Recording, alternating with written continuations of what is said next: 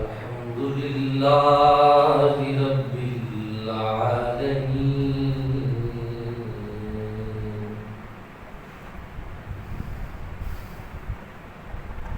والعاقبة للمتقين والصلاة والسلام على سيد الأنبياء والمرسلين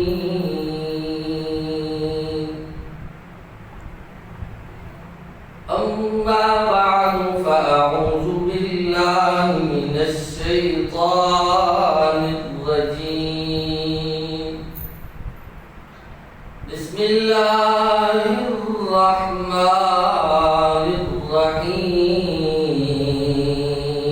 الرحيم أمن هو قانت آناء الليل ساجدا وقائما صدق الله مولانا العظيم وبلغنا رسول النبي الكريم الأمين إن الله وملائكته يصلون على النبي يا أيها الذين آمنوا صلوا عليه وسلموا تسليما الصلاة والسلام عليك يا سيدي يا رسول الله وعلى آلك وأصحابك يا حبيب الله الصلاة والسلام عليك يا محبوب رب العالمين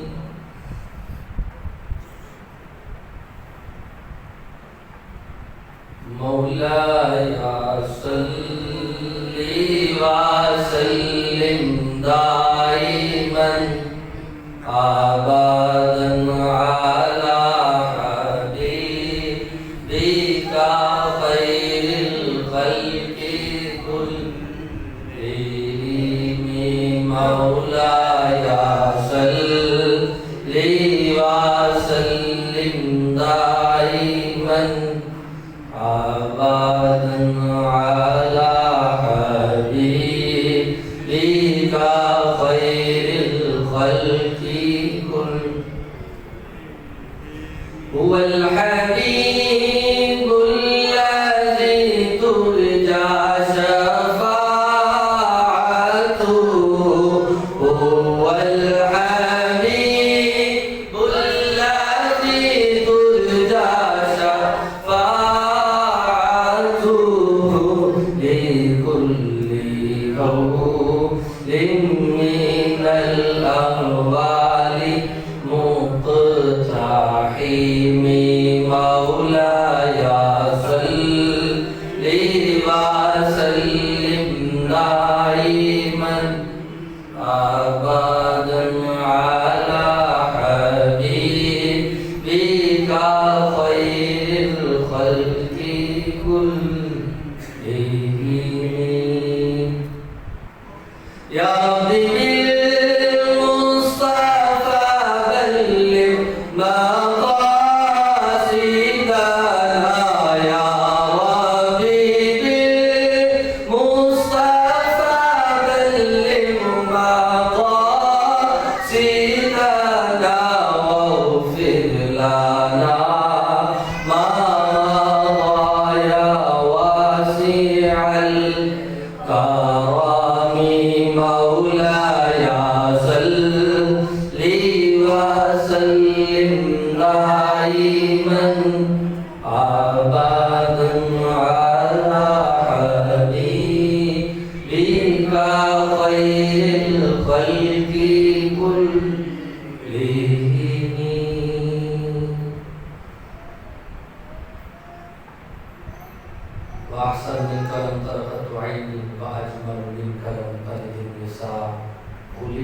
مبرأ من كل عين كأنك قد خلقت كما تشاء يا صاحب الجمال ويا سيد البشر من وجهك المنير لقد نور القمر لا يمكن الثناء كما كان حقه بعد خدا بزرگ توئی قصہ مختصر۔ اللہ تعالیٰ کی حمد و ثنا کے بعد حضور نبی اکرم شفیع معظم نور مجسم جان کائنات منبع کائنات روح کائنات تخلیق وجہ کائنات احمد مصطفیٰ جناب حضرت محمد مصطفیٰ صلی اللہ علیہ وآلہ وسلم کی بارگاہ مقدسہ میں حج درود و سلام کے بعد آج جمعۃ المبارک کی ان سعادت مند گھڑیوں کے اندر اور ذی الحج کے اس ماہ مقدس کے اندر لب کشائی کے لیے جس موضوع کو چنا ہے وہ ہے حضرت عثمان غنی رضی اللہ تعالیٰ عنہ کی سیرت مبارکہ۔ حضرت عثمان غنی رضی اللہ تعالیٰ داماد رسول صلی اللہ علیہ وسلم بھی ہے، خلیفہ صالح بھی ہے، اور آپ کو غنی کا لقب عطا فرمایا کہ آپ سخی بہت بڑے تھے۔ اور ایک اہم آپ کے کردار کے اندر جو جھلک تھی وہ آپ کا حیا اور شرم اس قدر لوگوں کے اندر مشہور ہوا کہ شرم و حیا کے پیکر حضرت عثمان غنی رضی اللہ تعالیٰ عنہ ٹھہرے۔ حضرت عثمان غنی رضی اللہ تعالیٰ عنہ کو یہ اعزاز ملا ہے، یہ فقط آپ کو ہی اعزاز حاصل ہے کہ حضرت عثمان غنی رضی اللہ تعالیٰ عنہ ایک مرتبہ نہیں بلکہ 2 مرتبہ حضور صلی اللہ علیہ وسلم کے داماد بنے۔ یہ شرف بھی فقط آپ کو ملا کہ نبی جہاں صلی اللہ علیہ وسلم نے یکے بعد دیگرے 2 بیٹیوں کا نکاح حضرت عثمان غنی رضی اللہ عنہ کے ساتھ فرمایا۔ تاریخ الخلفاء البدایہ والنہایہ ان کتابوں کے اندر موجود ہے کہ حضرت عثمان غنی رضی اللہ عنہ کی شہادت 18 ذی الحج جمعۃ المبارک بوقت عصر آپ کی شہادت ہوئی۔ حضرت عثمان غنی رضی اللہ تعالی جہاں سخاوت کا پیکر تھے، جہاں شرم و حیا کا پیکر تھے، جہاں محبوب جہاں صلی اللہ علیہ وسلم کے داماد ہونے کا شرف 2 مرتبہ حاصل کیا، اس کے ساتھ ساتھ حضرت عثمان غنی رضی اللہ عنہ آپ کا نسب، آپ کے جد کے اندر جو سلسلہ جس کے ساتھ ملتا ہے وہ حضور صلی اللہ علیہ وسلم کے دادا جان حضرت عبد المطلب سے جا کر ملتا تھا کہ خاندانی حیثیت کے حوالے سے بھی حسب و نسب اس قدر اعلیٰ ترین تھے کہ حضور صلی اللہ علیہ وسلم کے نسب کے ساتھ جا کے جد کے اندر آپ کا تعلق ملتا تھا۔ گویا جہاں اتنی شانیں حضرت عثمان غنی رضی اللہ عنہ نے پائی، شہادت کا رتبہ حضرت عثمان غنی رضی اللہ تعالیٰ نے پایا، اور اس کے ساتھ ہی یہ شرف بھی آپ کے حصے میں آیا کہ خاندانی حوالے سے اور رشتہ داری کے حوالے سے حضرت عثمان غنی رضی اللہ تعالیٰ حضور کے رشتہ دار بھی تھے۔ حضرت عثمان غنی رضی اللہ تعالیٰ ان کا مقام و مرتبہ کیا ہے؟ اس کے اندر مختلف آراء ہے۔ کسی نے کہا یہ ابو بکر صدیق رضی اللہ عنہ کے متعلق ہے، تو کسی نے کہا یہ عمر فاروق رضی اللہ تعالیٰ کے متعلق آیہ مبارکہ کا نزول ہوا، تو کسی نے کہا یہ آیہ مبارکہ جو نازل ہوئی یہ حضرت عثمان غنی رضی اللہ عنہ کے حق میں نازل ہے۔ امن ہوا قانت آناء اللیل ساجدا وقائما یحذر الآخرہ ویرجو رحمت ربی۔ ارشاد ہوتا ہے فرمایا وہ لوگ جو ساری رات عبادت کے اندر گزار دیتے ہیں، کبھی قیام کے اندر، کبھی سجود کے اندر، مگر اس کے باوجود ان کی حالت یہ ہے کہ وہ آخرت سے ڈرتے، آخرت کا خوف دل میں رکھتے ہیں، وَيَرْجُو رَحْمَتَ رَبِّهِ، وہ آخرت کا خوف رکھنے کے باوجود وہ ساری ساری رات سجود کرنے کے باوجود، قیام کرنے کے باوجود حالت یہ ہے وَيَرْجُو رَحْمَتَ رَبِّهِ، اللہ تعالیٰ کی رحمت سے امید رکھے ہوئے ہیں۔ یہ کس قدر عز و انکساری ہے کہ ساری ساری رات بندہ عبادت بھی کرے، تہجد گزاری بھی کرے، نماز بھی ادا کرے، سخاوت بھی کرے، سخی بھی ہو، شرم و حیا کا پیکر بھی ہو، سب کچھ ہونے کے باوجود آخرت کا ڈر بھی دل میں رکھتا ہو، مگر حالت یہ ہو وَيَرْجُو رَحْمَتَ رَبِّهِ، ابھی بھی رب کی رحمت سے امید لگائے ہوئے ہیں۔ یہ حضرت عثمان غنی رضی اللہ تعالیٰ کی آج اور انکساری تھی، یہ آپ کا تقویٰ تھا، یہ آپ کی زندگی کے اندر ایک اہم آپ کا طریقہ تھا کہ جسے قرآن نے بیان کیا وَيَرْجُو رَحْمَتَ رَبِّهِ، سب کچھ ہونے کے باوجود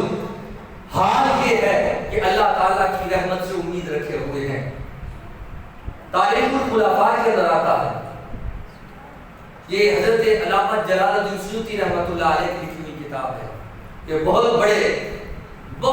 ہمارے بزرگوں کے اندر ان کا نام ہے علامہ جلال الدین سیوطی رحمۃ اللہ علیہ، اور انہوں نے بہت بڑی کتابیں لکھی جن میں خصائص کبریٰ، تاریخ الخلفاء کے اندر حضرت عثمان غنی رضی اللہ عنہ کی سیرت لکھتے ہوئے علامہ جلال الدین سیوطی رحمۃ اللہ علیہ نے لکھا کہ آپ کی یہ عادت مبارکہ تھی حضرت عثمان غنی رضی اللہ تعالیٰ عنہ کی کہ آپ سارا دن کام کرتے، نماز پڑھتے، سخاوت کرتے، مگر رات کا پچھلا پہر ہوتا تو آپ مصلی بچھا کر کے حضور کھڑے ہو جایا کرتے تھے۔ اور اسی طرح آپ کی یہ عادت مبارکہ اسی کے اندر لکھی ہوئی ہے تاریخ الخلفاء کے اندر کہ حضرت عثمان غنی رضی اللہ تعالیٰ جب رات کے وقت اٹھتے تو آپ کے بہت غلام تھے، کیونکہ امیر زادے تھے، امیر تھے، بہت بڑے تاجر تھے۔ حضرت عثمان غنی رضی اللہ تعالیٰ رات کے وقت اٹھتے تو وضو کے لیے کسی کو جگایا نہیں کرتے، گھر کے اندر غلام موجود ہے، اگر آپ انہیں حکم دیتے تو وہ خود خدمت گزاری کے لیے حاضر ہوتے، آپ کو وضو کرواتے، آپ تنہا اٹھتے اور وضو کر کے عبادت کے اندر مشغول ہو جاتے۔ گھر والوں میں سے کسی نے کہا اے عثمان غنی رضی اللہ تعالیٰ اتنے غلام ہیں، اتنے نوکر چاکر ہیں، آپ جب بھی رات کو اٹھتے ہیں خاموشی سے اٹھ کر خود ہی وضو کرتے ہیں، وضو کروانے کے لیے کسی کو تکلیف بھی نہیں دیتے، ایسا کیوں ہے؟ آپ کسی غلام کو اٹھا لیا کریں تاکہ وہ آپ کا وضو کروا دے۔ حضرت عثمان غنی رضی اللہ عنہ نے جواب دیا فرمایا مجھے یہ پسند نہیں ہے، میں نے تو عبادت کرنی ہی ہے، میں نے تو وضو کرنا ہی نہیں ہے، مجھ کو یہ گوارا ہی نہیں کہ میری وجہ سے کسی غلام کی نیند خراب ہو، میری وجہ سے کسی غلام کی نیند خراب ہو۔ تو گویا غربا کا، غلاموں کا، نوکر چاکر جو گھر کے اندر تھے ان کا بھی خیال رکھا کرتے تھے۔ اور حضرت عثمان غنی رضی اللہ عنہ کے متعلق کتابوں کے اندر لکھا ہے کہ حضرت عثمان غنی رضی اللہ تعالیٰ جب کبھی رات کا وقت ہوتا تو مصلی بچھاتے، تو جب بھی آپ مصلی پر تشریف لاتے تو آپ ہر رکعت کے اندر ایک قرآن پاک ختم کیا کرتے تھے، ہر رکعت کے اندر ایک قرآن پاک ختم کیا کرتے کہ نفل پڑھنے کے لیے کھڑے ہوتے تو ایک رکعت کے اندر الحمد سے والناس تک قرآن پاک مکمل فرمایا کرتے تھے۔ اور یہاں تک کہ شہادت کے وقت آپ کی زوجہ محترمہ حضرت نائلہ رضی اللہ تعالی عنہا آپ اس وقت قریب تھی، شہادت کے وقت آپ کے پاس 2 شہزادیاں اور 2 ازواج آپ کے پاس موجود تھی جب آپ کو شہید کیا گیا۔ اور یہاں تک کہ جب وار کیا گیا تو پہلا بار حضرت نائلہ رضی اللہ تعالیٰ نے اپنے ہاتھ پر اسے روکا، یہاں تک کہ ہاتھ کی انگلیاں کٹ گئی۔ حضرت عثمان غنی رضی اللہ عنہ کو جب ان ظالموں نے شہید کر دیا تو اس وقت حضرت نائلہ رضی اللہ عنہ نے کہا او ظالموں تم نے اس شخص کو قتل کیا ہے جو داماد رسول بھی تھا اور جو رات کو کھڑا ہوتا تو ایک رکعت کے اندر پورا قرآن پڑھا کرتا تھا،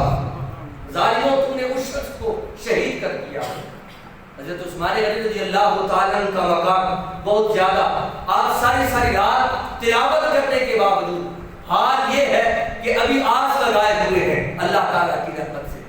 آج ہمارے ہاں جو ہے ایک عجیب سی ہوا چل پڑی ہے، اور خاص ہمارے اہل سنت و جماعت کے اندر کہ جنت کی ٹکٹیں جو ہے وہ تقسیم کی جاتی ہیں، کہ جو محفل میں آ گیا وہ بخشا گیا، جس نے نعت پڑھ لی وہ بخشا گیا۔ وہ اس کی رحمت ہے، وہ جسے چاہے معاف کر دے، وہ کسی چھوٹی سی نیکی پر کسی کے گناہوں کو معاف کر سکتا ہے، مگر اس طرح نہ کیا جائے کہ ہم خود کو نیکی سے دور کرتے رہیں اور ہم سالانہ پروگراموں پر اور سالانہ محافل پر ہم یہ سمجھ بیٹھے کہ ہم بخشے ہوئے ہیں۔ حضرت عثمان غنی رضی اللہ عنہ کی شان قرآن نے جو بیان کیا اس کو دیکھیں کہ ساری رات قیام بھی کرتے ہیں، سجدے بھی کرتے ہیں، دل کے اندر آخرت کا خوف بھی رکھتے ہیں، مگر حال کیا ہے کہ وَيَرْجُو رحمت ربی، اللہ تعالیٰ کی رحمت کی طرف رجوع کیے ہوئے ہیں، کہ ابھی بھی امید اور آس لگائے ہوئے ہیں۔ ہمارے ہاں یہ جو سلسلہ چل پڑا ہے اس کو تھوڑا سا تھمایا جائے، روکا جائے۔ جہاں ہم یہ چیزیں لے کر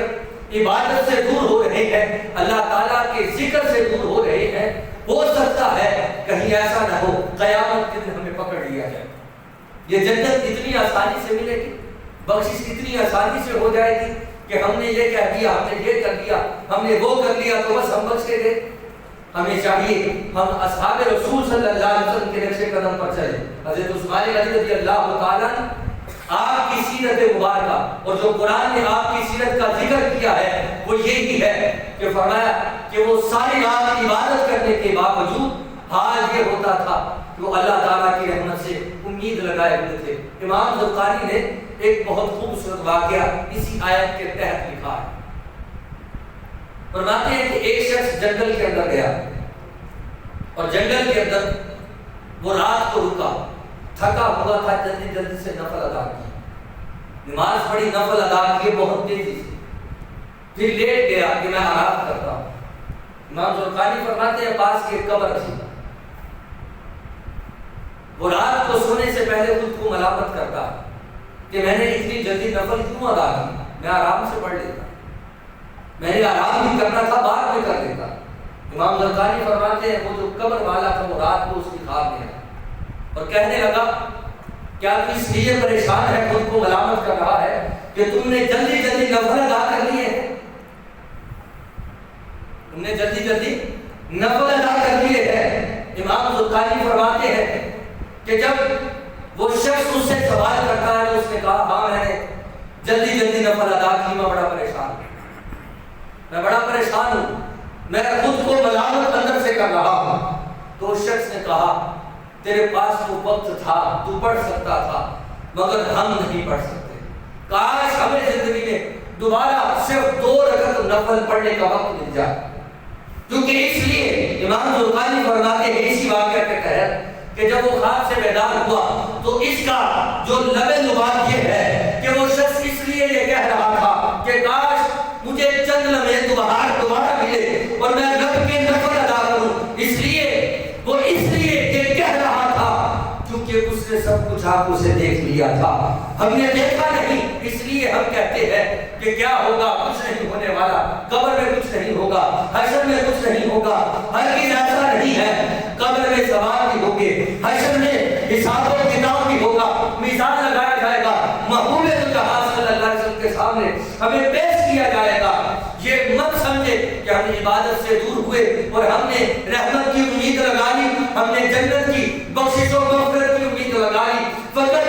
اسی پر کہ ہم دنیا کا مال کما رہے ہیں، ہم اپنی زندگی کو گزار رہے ہیں۔ ہاں امید لگاؤ رب کی رحمت کی، مگر اس سے پہلے سجدوں کو کبھی قضا نہ کرو، تسبیح و تحلیل کو مت چھوڑو، قیام کو جاری رکھو، سجود کو جاری رکھو، رب کے حضور دعائیں التجائیں کرتے رہو، رب کی بارگاہ میں بخشش و مغفرت کرتے رہو، استغفار کرتے رہو۔ یہ حضرت عثمان غنی رضی اللہ عنہ کی سیرت مبارکہ تھی کہ آپ سب کچھ کرنے کے باوجود رب تعالیٰ کی رحمت سے امید لگائے ہوئے ہیں۔ اور حضرت عثمان غنی رضی اللہ تعالیٰ آپ کی یہ خوبی سخاوت، سخی تھے، غنی تھے، یہ مالدار ہونا کمال نہیں ہے، کہ میرے پاس کروڑوں روپے ہے تو میں سخی ہوں یا میں غنی ہوں، یہ غنی نہیں۔ شریعت کے اندر غنی وہ ہوتا ہے، سخی وہ ہوتا ہے جس کے پاس مال ہو اور وہ اللہ کی راہ میں خرچ نہیں کرتا، اللہ کی راہ میں خرچ نہیں کرتا۔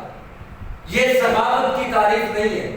یہ غنا کی تعریف نہیں ہے کہ ہم غنی ہیں، میرے پاس مال ہے، میں تاجر اچھا ہوں اور میرا کاروبار بھی اچھا ہے، میرا سب کچھ اچھا ہے، میرا گھر بھی اچھا ہے۔ یہ غنی نہیں ہے۔ غنی وہ شخص ہے جس کے پاس مال ہو اور وہ اللہ کی راہ میں خرچ نہیں کرتا، اللہ کی راہ میں خرچ کرتا۔ غزوہ تبوک کے موقع پر حضرت عثمان غنی رضی اللہ عنہ نے کس قدر مال کو خرچ کیا، اور حضرت عثمان غنی رضی اللہ عنہ نے زندگی کے اندر حضور کی زبان سے 2 مرتبہ جنت کو حاصل کیا تھا، کہ 2 مرتبہ آپ نے زندگی کے اندر جنت کو حاصل کیا۔ زندگی کے اندر حضور نے فرما دیا، فرمایا عثمان تو جنتی ہے۔ غزوہ تبوک کے موقع پر اصحاب رسول صلی اللہ علیہ وسلم اپنے اپنے گھروں سے مال لے کر آ رہے تھے۔ عمر فاروق رضی اللہ عنہ گھر کا آدھا مال لے آئے، صدیق اکبر رضی اللہ تعالیٰ گھر کا سارا مال لے آئے، عثمان غنی رضی اللہ عنہ بارگاہ رسالت میں حاضر ہوئے، عرض کیا صلی اللہ علیہ وسلم میری طرف سے 100 اونٹ بیمار ساز و سامان، غزوہ تبوک کے موقع پر 100 اونٹ بیمار ساز و سامان آپ کو پیش کرتا ہوں آپ کی بات پر۔ ساز و سامان کا مطلب کیا ہے؟ کھانے پینے کی اشیاء، جنگ لڑنے کے لیے جو ہتھیار، زرہیں اور سب کچھ ساز و سامان ایک اونٹ کے 100 اونٹ میں پیش کرتا ہوں۔ حضرت عثمان غنی رضی اللہ عنہ کس قدر حضور سے محبت فرماتے تھے۔ پھر حضور صلی اللہ علیہ وسلم نے فرمایا اور کوئی اور دینا چاہے۔ حضرت عثمان غنی رضی اللہ عنہ فرماتے جب صحابہ پر سکتہ طاری تھا تو مجھ سے دیکھا نہ گیا، اور جب کوئی محبوب اور محب آپ کے سامنے ہو تو پھر محبوب کچھ مانگے تو محبوب کے کہنے پر محب سب کچھ نچھاور کر دیتا ہے، کیونکہ وہ اس سے محبت کرتا ہے، اسے بس محبوب کے ہلتے ہوئے لب نظر آتے ہیں، وہ دیکھتا جاتا ہے کہ کیا مانگتا ہے میرا محبوب، کیا چاہتا ہے۔ حضرت عثمان غنی رضی اللہ عنہ پھر کھڑے، عرض کیا رسول اللہ علیہ وسلم 200 اونٹ بیما ساز و سامان میں آپ کی خدمت میں جنگ کے لیے پیش کرتا ہوں۔ حضرت عثمان غنی رضی اللہ عنہ پھر بیٹھ گئے۔ صحابہ فرماتے ہم حضرت عثمان غنی رضی اللہ عنہ کی حالت کو دیکھ رہے تھے، جب بھی حضور پوچھتے یا سوال کرتے تو وہ بے چین ہو جاتے، کہ حضور صلی اللہ علیہ وسلم کچھ اور بھی چاہتے ہیں تو وہ بے چین ہو جاتے ہیں۔ پھر یہاں تک کہ پھر حضور صلی اللہ علیہ وسلم نے تیسرا اعلان فرمایا، تیسری مرتبہ جب اعلان فرمایا اور کچھ کوئی دینا چاہے تو حضرت عثمان غنی رضی اللہ عنہ پھر خود اٹھ کھڑے ہوئے، یا رسول اللہ علیہ وسلم 1000 اونٹ میری طرف سے بیما ساز و سامان آپ کی خدمت میں پیش کیا جاتا ہے، 1000 اونٹ بیما ساز و سامان۔ پھر حضور صلی اللہ علیہ وسلم کی بات کے ساتھ یا رسول اللہ علیہ وسلم 50 گھوڑے بیمار ساز و سامان عثمان غنی آپ کی خدمت میں پیش کرتا ہے، عثمان آپ کی خدمت میں پیش کرتا ہے۔ اور پھر حضور صلی اللہ علیہ وسلم کی بارگاہ میں جب یہ سارا سامان لایا گیا اور ساتھ 1000 اشرفیاں حضور صلی اللہ علیہ وسلم کی بارگاہ میں سونے کے سکے حضور کی بارگاہ میں پیش کیے، محبوب دو جہاں صلی اللہ علیہ وسلم ان اشرفیوں کو ہاتھوں پر اچھالتے ہیں اور اچھال کر کے فرماتے ہیں، اے مولا میں عثمان سے راضی ہوں، تو بھی راضی ہو جا، تو بھی راضی ہو جا۔ تو گویا حضرت عثمان غنی رضی اللہ تعالیٰ مال کے خرچ کرنے کے حوالے سے کبھی بھی کنجوسی سے کام نہیں لیتے تھے۔ تو یاد رکھیے گا، شریعت کے اندر غنی وہ شخص نہیں جس کے پاس مال ہو، سخی وہ شخص ہے جس کے پاس مال بھی ہو اور اللہ کی راہ میں خرچ کرنے کا جگرا بھی رکھتا۔ یہ کہتے ہیں کہ میں بڑا غنی، میں بڑا سوکھا ہوں، شریعت کے اندر اس کی کوئی وقت نہیں ہے۔ یہ ایک عام شخصیت کی مالک ہے، ایک عام شخص کی مالک ہے کہ اگر اس کے پاس مال ہے، شریعت دیکھتی ہے کہ اللہ کی راہ میں خرچ کون کرتا ہے۔ حضرت عثمان غنی رضی اللہ عنہ فقط ایک امیر زادے نہیں تھے بلکہ اس کے ساتھ بہت بڑے غنی بھی تھے، سخی بھی تھے۔ اور اسی طرح حضور صلی اللہ علیہ وسلم نے ایک مرتبہ اعلان فرمایا تم میں سے کون شخص ہے جو جنت کو خریدنا چاہتا ہے، جنت کا چشمہ اسے دیا جائے گا۔ اگر کوئی یہ کنواں لے کر مسلمانوں کے لیے وقف کرے گا تو اسے جنت کی بشارت دیتا۔ اب ہوا کیا؟ حضور صلی اللہ علیہ وسلم کے پیارے صحابی اسی وقت اس کنویں کے مالک کے پاس چلے گئے، یہودی کے پاس جو پیسوں سے پانی کو بیچا کرتا۔ جب اس کے پاس گئے تو پوچھا کیا قیمت ہے؟ کنویں کی جو قیمت تھی وہ تقریباً 600 تھی، 600 صرف 600 تقریباً قیمت تھی اس وقت۔ مگر اس شخص نے دیکھا کہ عثمان آیا ہے تو اس کے پاس مال پڑا ہے، تو اس نے کہا 30,000 درہم میں آپ سے طلب کرتا ہوں۔ حضرت عثمان رضی اللہ عنہ اسی وقت نکال کر اسے دے دیے۔ اب آدھا کنواں اس نے کہا لے لے 30,000 کے۔ حضرت عثمان رضی اللہ عنہ نے 30,000 دیے تو یہودی نے کہا عثمان میں تو سمجھتا تھا تم تو بڑا سمجھدار تاجر ہے،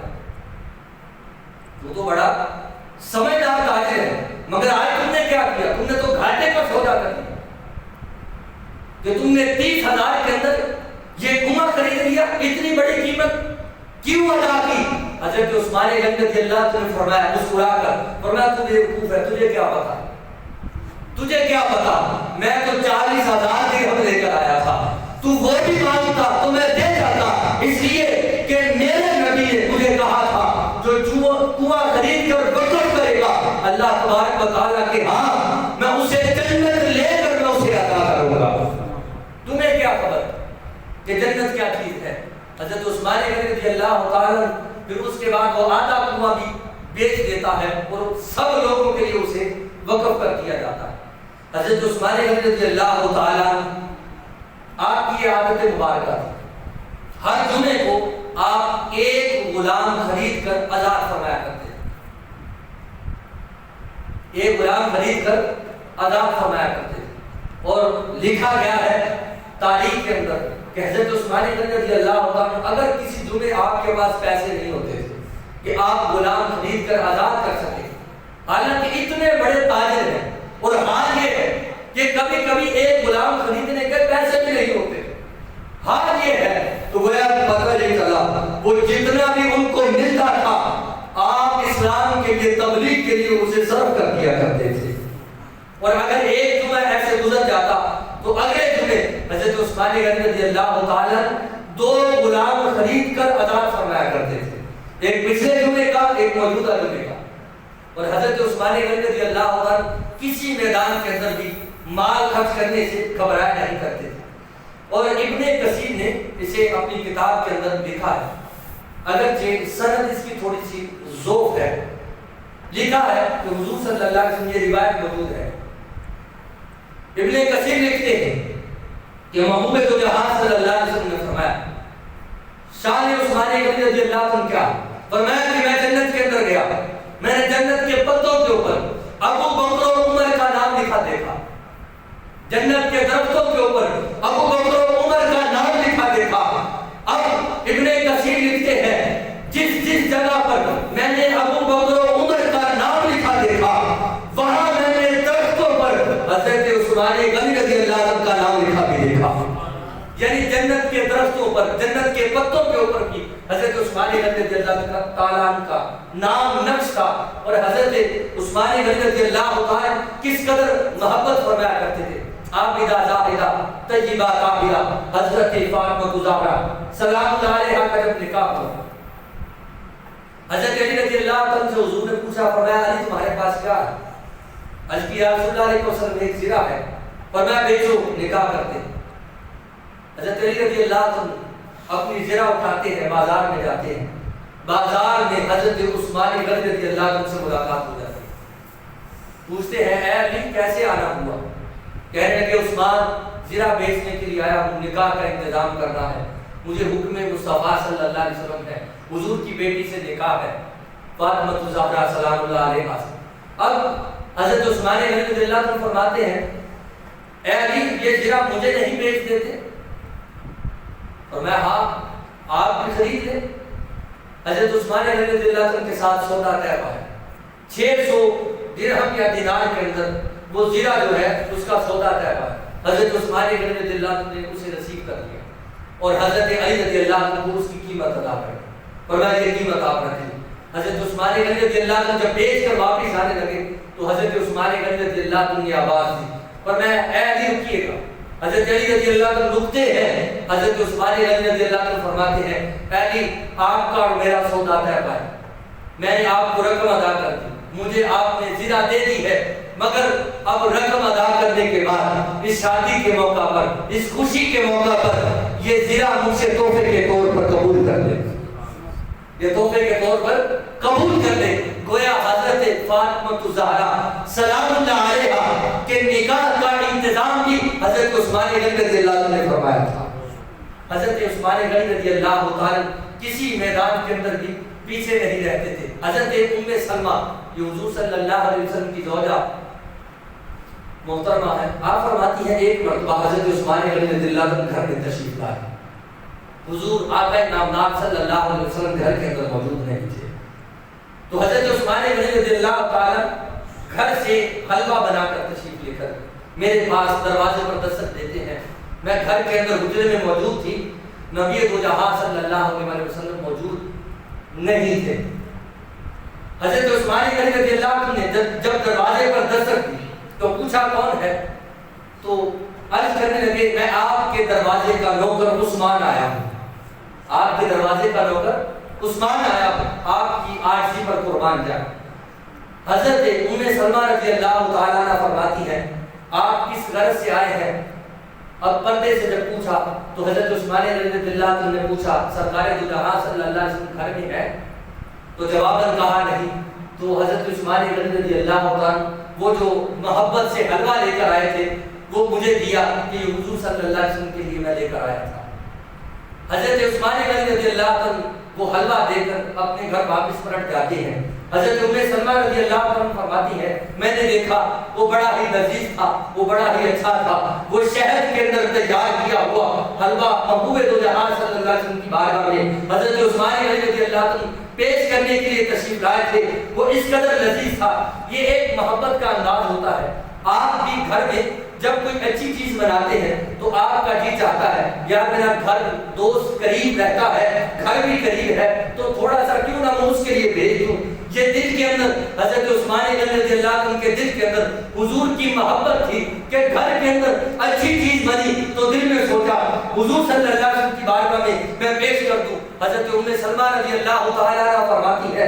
پھر آقا انعامدار صلی اللہ علیہ وسلم تشریف لے آئے اور میں نے وہ حلوہ بارگاہ رسالت مآب صلی اللہ علیہ وسلم نے پیش کیا، تو حضور نے پوچھا اے ام سلمہ یہ کون لے کر آیا ہے، یہ کون لے کر آیا ہے، تو میں نے بتایا آپ کے غلام حضرت عثمان غنی رضی اللہ تعالیٰ یہ حلوہ آپ کے لیے لے کر آئے ہیں۔ حضرت ام سلمہ رضی اللہ تعالیٰ عنہ فرماتی ہے پھر میں نے دیکھا نبی دو جہاں صلی اللہ علیہ وسلم نے جب اسے کھایا وہ بڑا ہی لذیذ تھا، وہ بڑا ہی لذیذ تھا، وہ بڑا ہی خوشبودار تھا۔ جب حضور کھا رہے تھے، جب حضور نے کھا لیا پھر آقا دو جہاں صلی اللہ علیہ وسلم نے دعا کے لیے ہاتھ اٹھائے اور دعا کے لیے ہاتھ اٹھا کر یہ جملے ارشاد فرمایا اے مولا عثمان تیری خوشنودی چاہتا ہے، میں تیری بارگاہ میں دعا کرتا ہوں اے مولا تو بھی عثمان سے راضی ہو جا، تو بھی عثمان سے راضی ہو جا۔ نبی دو جہاں صلی اللہ علیہ وسلم کے یہ پیارے صحابی 18 ذی الحج بوقت عصر بروز جمعۃ المبارک آپ کو شہید کر دیا گیا، اور اصحاب رسول صلی اللہ علیہ وسلم بار بار تشریف لاتے رہے اور آ کر کہتے رہے اے عثمان آپ کا حکم ہو، آپ کا حکم ہو، ہم ان لوگوں کو، ان ظالموں کو، ان کے اوپر حملہ کرتے ہیں، ان کے ساتھ جنگ کرتے ہیں، مگر حضرت عثمان غنی رضی اللہ عنہ کا ایک ہی جواب تھا اے میرے صحابہ، اے میرے ساتھیوں، اے میرے دوستوں، اے میرے پیارے پیارے پیارے صحابہ، محبوب دو جہاں صلی اللہ علیہ وسلم کی صحبت کو اختیار کرنے والوں، میں نہیں چاہتا کہ مصطفیٰ کے حرم کے اندر کہیں خون خرابہ ہو، حضور کے شہر میں کہیں خون خرابہ ہو، ان کو جو کرنا ہے وہ کرنے دو۔ 40 دن تک اس عثمان غنی رضی اللہ تعالیٰ عنہ پر پانی بند کر دیا گیا، جس نے پورے شہر کو کنواں خرید کر وقف کر دیا تھا۔ وہ عثمان غنی رضی اللہ تعالیٰ عنہ جن کو یہ اعزاز حاصل تھا ایک مرتبہ نہیں بلکہ 2 مرتبہ محبوب دو جہاں صلی اللہ علیہ وسلم کے داماد بننے کا یہ شرف آپ کو حاصل ہے۔ آپ خلیفہ ثالث بھی تھے اور جہاں بھی اسلام کو کسی چیز کی ضرورت پڑتی ہے وہاں پر عثمان غنی رضی اللہ تعالیٰ عنہ صف ایک مرتبہ کا واقعہ ہے، حضرت عثمان غنی رضی اللہ تعالیٰ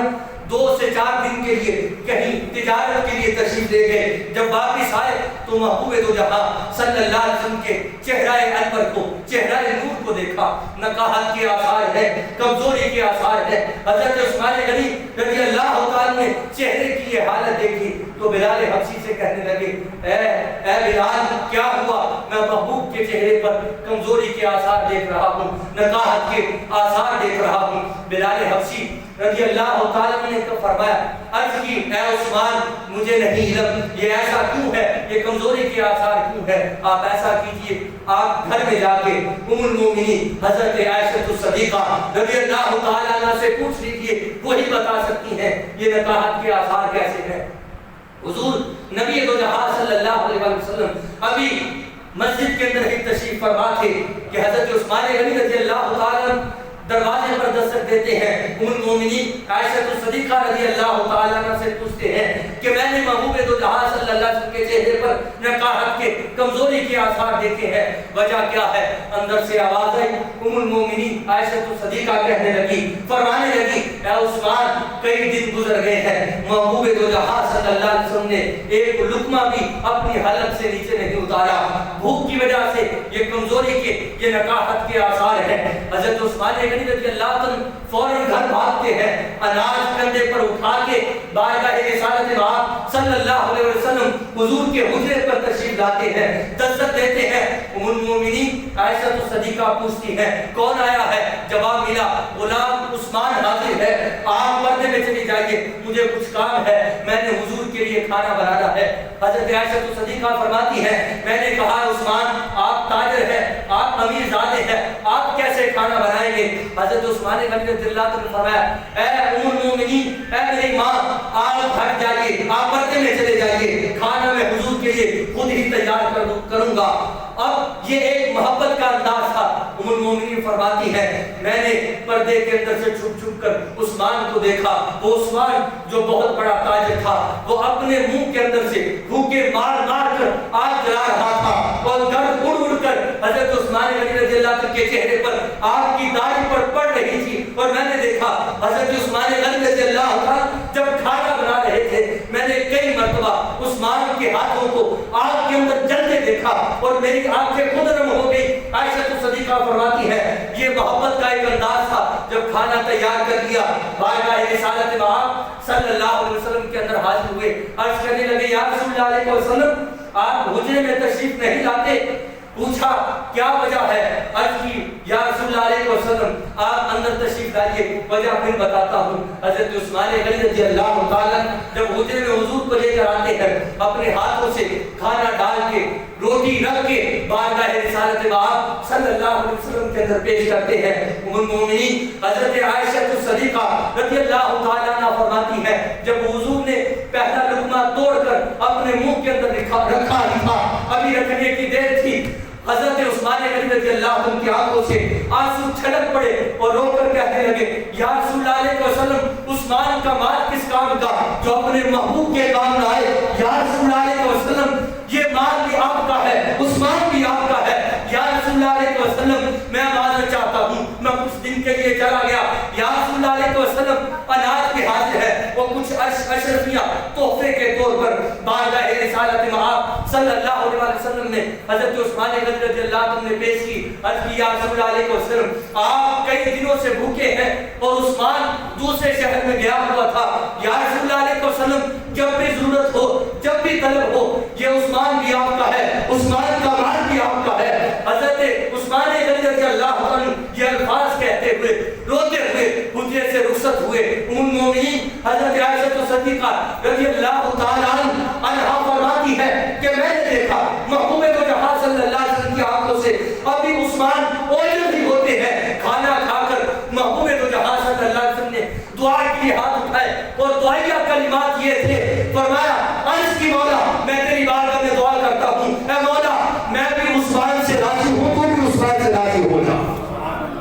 تو بھی عثمان سے راضی ہو جا۔ حضرت عثمان غنی رضی اللہ تعالیٰ نے اپنا مال ہر لمحہ اسلام کے لیے، تبلیغ دین کے لیے ہمہ وقت تیار رکھا۔ جب بھی اسلام کو ضرورت پڑی، حضرت عثمان غنی رضی اللہ تعالیٰ پہلی صف کے اندر نظر آتے ہیں، مگر ظالموں نے حضرت عثمان غنی رضی اللہ تعالیٰ عنہ کو شہید کر دیا۔ اور ظالموں تمہارا کیا بنے گا؟ قیامت کے دن تم کس طرح محبوب دو جہاں صلی اللہ علیہ وسلم کے سامنے جاؤ گے؟ جو مصطفیٰ کریم صلی اللہ علیہ وسلم کے داماد ہیں تم نے ان کو شہید کیا۔ حضرت عثمان غنی رضی اللہ عنہ 40 دن پیاس کے عالم میں گزار دیتے ہیں اور شہادت کی شہادت میں پائی۔ قربان جاؤں آپ کی شہادت پہ، آپ کی شہادت کے انداز پر، آپ کے شہادت کے وقت پر، آپ کے شہادت کے وقت جو لمحے تھے اس پر اے عثمان ہماری جان قربان، تمہارا ہاتھ کیا تھا کہ تم جب شہید کیے گئے تمہارے ہاتھوں میں کیا تھا؟ آپ کا لقب بھی جامع القرآن ہے اور آپ کا ہاتھ وہ ہاتھ ہے جسے مصطفیٰ نے اپنا ہاتھ قرار دیا ہے۔ لقد رضی اللہ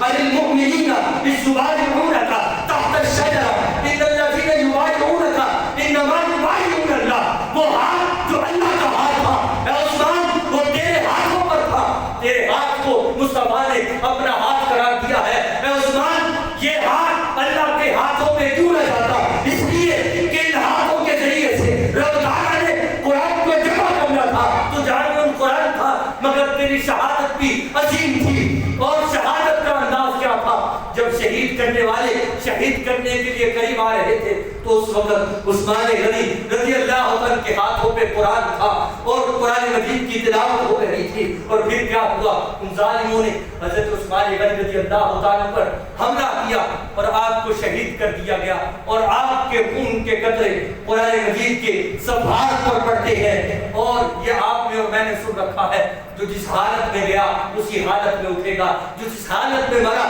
اسی حالت میں اٹھایا جائے گا۔ اے عثمان دنیا میں بڑے لوگ ہیں جو کچھ کرتے ہوئے اٹھیں گے، کوئی تجارت کرتا ہوا اٹھے گا، کوئی دنیا کی محبت میں اٹھے گا، کوئی دنیا کی کوئی اولاد کی محبت کے اندر اٹھے گا۔ عثمان قربان جائے تیری شہادت پر، تیرے مقام پر، تیرے مرتبے پر جب تو قیامت کے اندر اٹھے گا تو قرآن پڑھتا ہوا اٹھے گا، تو قرآن پڑھتا ہوا اٹھے گا۔ فَسَيَكْفِيكَهُ اللَّهُ وَهُوَ السَّمِيعُ الْعَلِيمُ۔ یہ کلام پڑھ رہے تھے، اسی وقت آپ کو شہید کر دیا گیا۔ حضرت عثمان غنی رضی اللہ تعالیٰ کی شہادت کے وقت جو قرآن مجید آپ کے ہاتھوں پر تھا، آج بھی وہ عجائب گھر کے اندر موجود ہے اور آج کو پکار کے کہہ رہا ہے، اور آج بھی قرآن صدائے لگا رہا ہے اور دنیا والوں کو پیغام دے رہا ہے۔ اے دنیا والوں، عثمان کی شہادت کی گواہی میں قرآن دے رہا ہوں،